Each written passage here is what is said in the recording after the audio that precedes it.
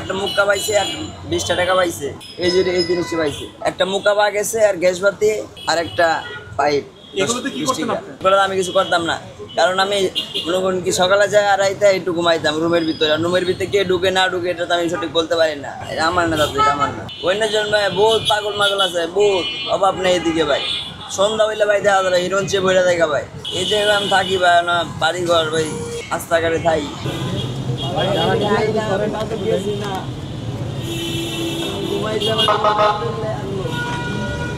এগুলা পেলো কোথায় তাহলে? এগুলা পেলো কোথায়? তাহলে আপনি কি করেন আপনি? আমি হকারি করি, পানি বেশি। আমি সকালে যাই মাইতে এসে ঘুমাই। এটা অনেক কারা আমার রুমে ঢুকে খাইছে না খাইছে এটা তো আস্থার ভিতরে আমি করতে পারলাম না।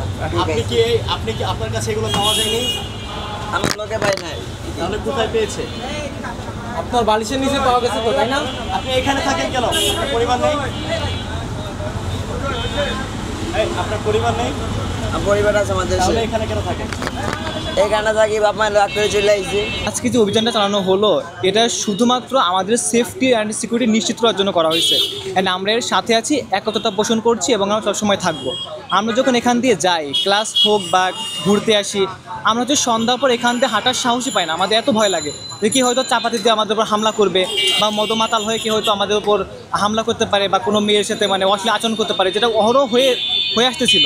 এখন হচ্ছে এদেরকে যদি আমরা এখান থেকে উৎখাত করতে পারি, সেটা একমাত্র হবে হচ্ছে আমাদের সেফটি অ্যান্ড সিকিউরিটি অ্যাসিওর করা, যেটা হচ্ছে আমরা পূর্বে করার চেষ্টা করেছি নিজের জায়গা থেকে।